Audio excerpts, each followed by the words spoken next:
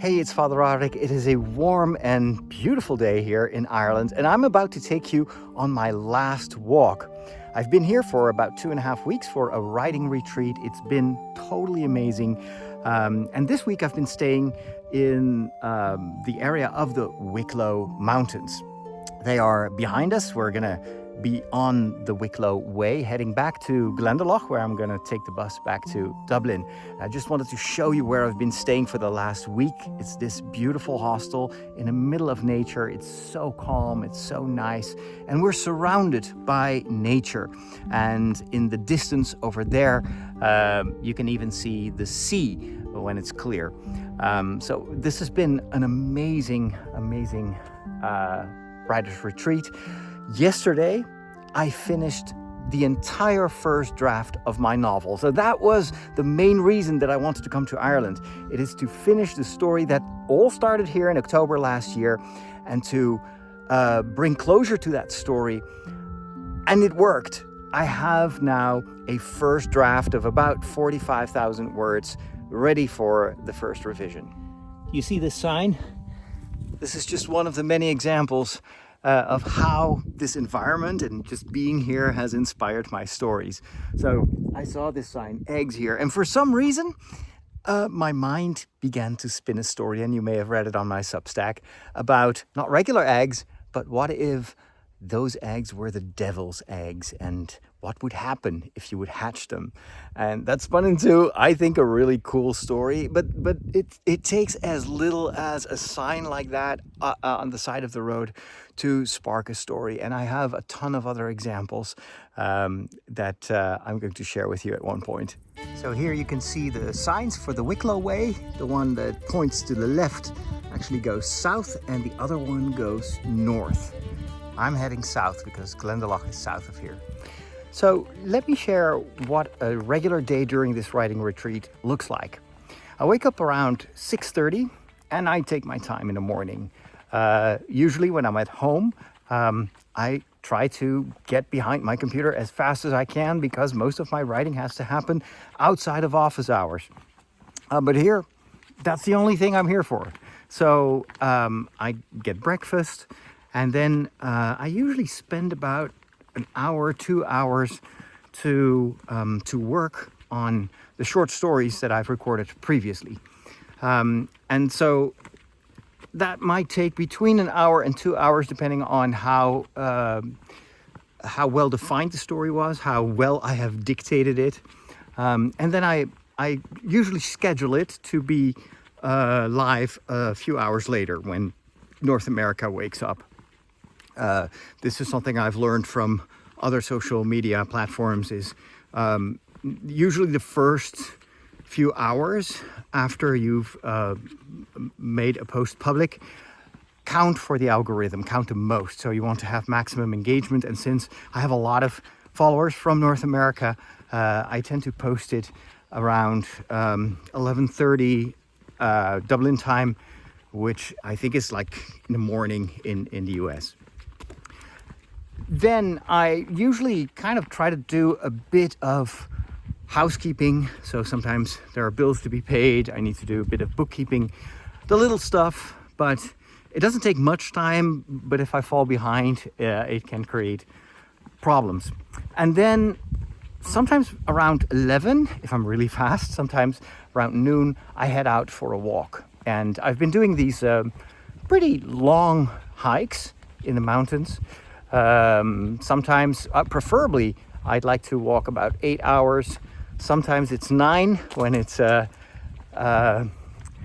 long journey, and sometimes there are mountains and it just takes more time. But there are also other days where I just don't have the energy, and I kind of, or maybe I will leave home too late, and then I'll just go for 4 or 5 hours.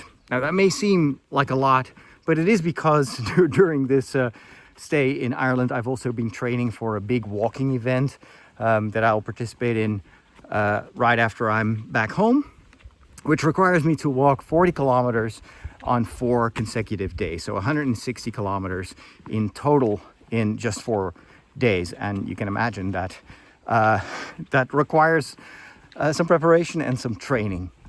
But there is another reason that I go on these long walks.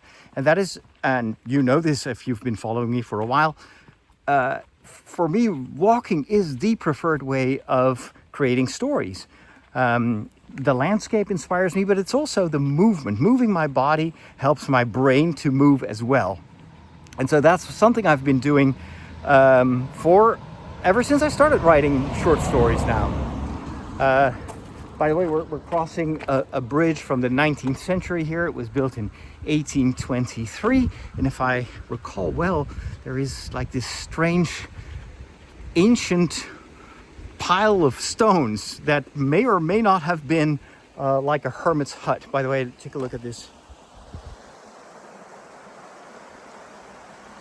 Isn't that beautiful? So during these long walks, I usually come up with a lot of stories if the aim is to create short stories. But my primary target was to finish the entire first draft of my novel. And so a lot of that walking time is basically me puzzling, trying to figure out what should happen in the next chapter. And the first week I've been working really hard on the overall outline to make sure that that has a good structure. And this last week was more about filling in all the blanks, and there were a lot of them. Look at this. This is, I think, very, very old. It looks a bit like the huts that you see in The Last Jedi, where Luke Skywalker is living in, although this one seems to be more of an egg. You know what, now that I think of it, this could be a story. This could be a story. So when I see something like this and I don't know what it is, I always ask myself, well, what if it is, I don't know, some alien artifact, or maybe this was made by monks ages ago because they wanted to summon something or someone, who knows? And usually I start thinking about, well, what could this be? And sometimes I will take a picture of an object like this and I'll think about it later. Sometimes the story will immediately be there. But these stories may just appear out of nowhere, and then I just quickly report the idea that I have, or if the story is already a bit well formed, I will just dictate the entire story. Other times I will just walk around and think about, okay, what's happening next in my novel? And then just being here and seeing a tree like the one behind me gives me a ton of detail that I can then integrate into my stories. Because this obviously is an ancient tree. It's also got some other, I don't know what that is, but an invasive species kind of climbing up this tree. That just adds a lot of believable detail to the story. Signs like these are also very helpful because it tells you about the species, both plants and animals, that live in this area and have been living here for centuries. And so that too can be super helpful once I start kind of fleshing out the story, is to make sure that all those natural details also are correct and believable. So we are here right now, Logden Bridge, Old Bridge, and then we're gonna follow the road all the way to Glendalough. Here you have the two lakes, and that's gonna be the end of my final hike. Don't want to go home. So before I actually start writing the chapters or dictating the chapters, I make sure that I have a very clear idea of what needs to happen in the act that I'm writing for. So I have a pretty detailed outline on my iPhone, and it specifies not only what should happen per chapter, but also already has some ideas about scenes, locations where they might go, beats that I need to hit. And so I always look that up before I start dictating the actual chapter, and then I just tell the story as if my reader is walking beside me.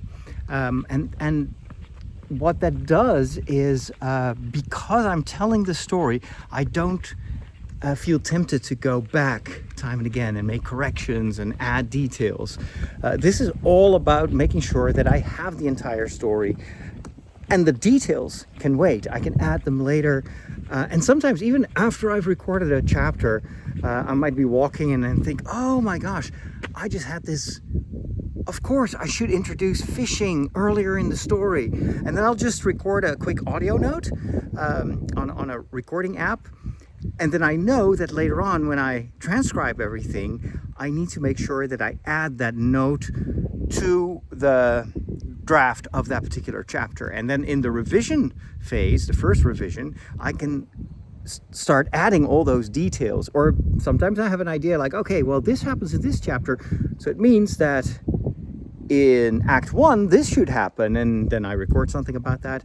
And so that's why my first draft is only 45,000 words, which is not much. It's a lot, but I think eventually when I start adding in all those details and also just keep enriching the story and the descriptions, this will probably get a lot longer.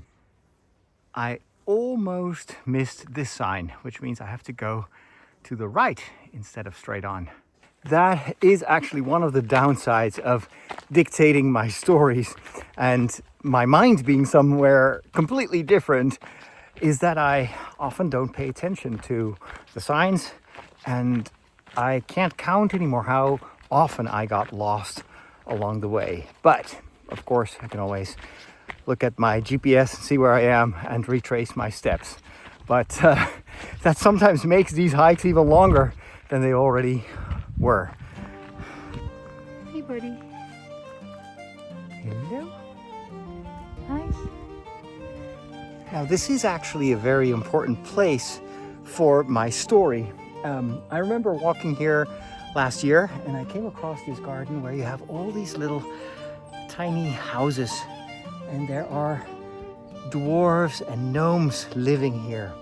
And the lady who created this explained that she had been building this garden of fairies and gnomes and little people for years, and that it was kind of an expression of the old tradition of telling these fairy stories here in Ireland. And I wanted to integrate this in my story, so I did. This is actually something that happens in the very beginning of the story, where you have the father of the protagonists telling bedtime stories. And one of the bedtime stories is about this magical fairy place that he once visited a long time ago. And then later on in the story, my protagonists will actually have to go through this enchanted forest, and they will meet the inhabitants of this place. And it all started here in this garden, and by chance I was able to speak to the lady who created all this, and that gave me such a wealth of ideas for let's say the world building of my novel. It's not just about medieval monks, it's also about the entire storytelling tradition that they were a part of.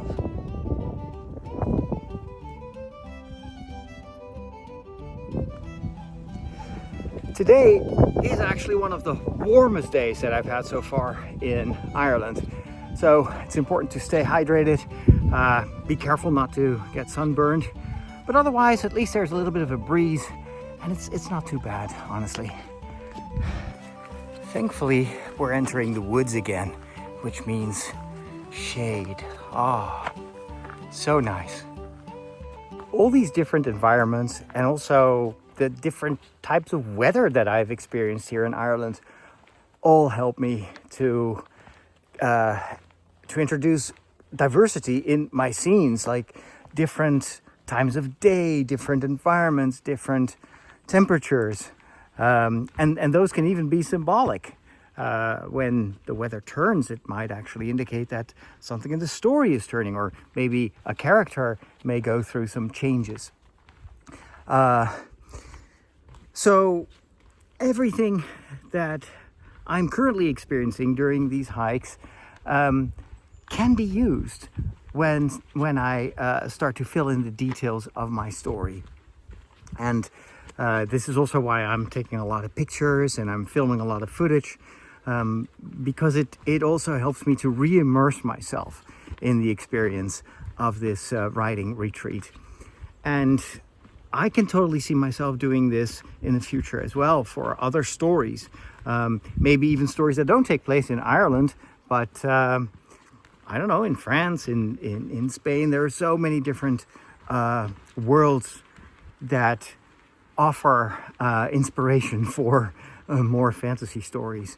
But let's first get this first novel out of the way. And so when I finish a walk like this, I usually arrive back at the hostel or wherever I'm staying around between 7 p.m., 8 p.m. I'll make myself some food. That of course depends on whether or not the hostel has a kitchen. So sometimes I was able to cook, but other times I just had to pour some boiling water over some instant noodles. But then again, I'm not here for elaborate cuisine. I'm here to write. And then after having eaten something, I usually download my audio files. I have them transcribed so that I have at least an idea of the things that I have recorded. I give them identifiable file names, very important, so that later on when I have to reference these ideas, I can find them again. I give them the date of the recording, and usually that's when I go to bed, around 10. And because of these long walks, I have no trouble sleeping, even if I am in a shared bedroom with maybe a couple of other tourists or wanderers snoring. And it doesn't matter. I sleep through it all, because these days are very intense, not just physically, but also just the creativity itself is eating up all my energy. But that is why it works so well, because I don't have any other concern right now. And so being here, being able to pour all my energy into the storytelling is I think why I was able to finish this first draft.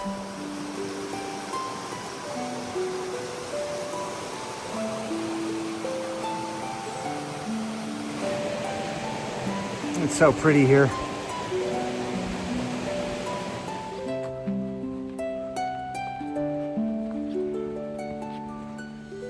Almost there.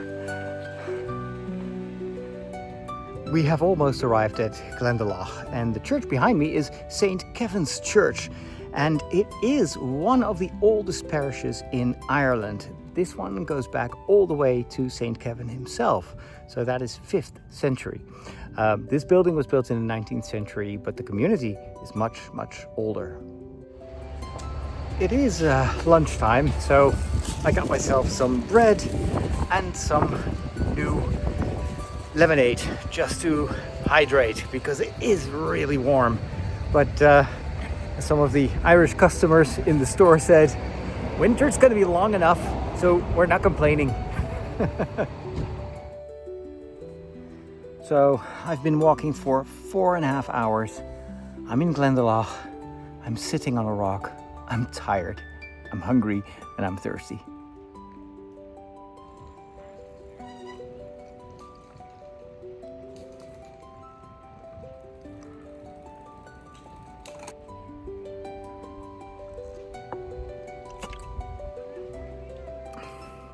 It's blue.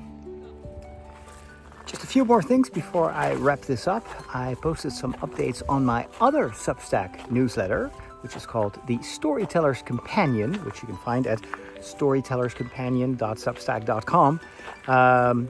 Notably, one article about how to market your stories, your books, your novels, if you hate marketing. I think that many people will be able to relate to that. Also, check out all the new short stories that I've published on my Substack. I do that daily, and if you want and you're subscribed to my newsletter, you can even go to your preferences and choose to receive every story in your inbox every day. And that's it for this week. Thank you so much for joining me here in Ireland during my writing retreat. And if you're curious about my novel and get future updates about it, make sure to follow me. Links are in the notes that go with this video. Talk to you next time. Thanks for watching. Take care.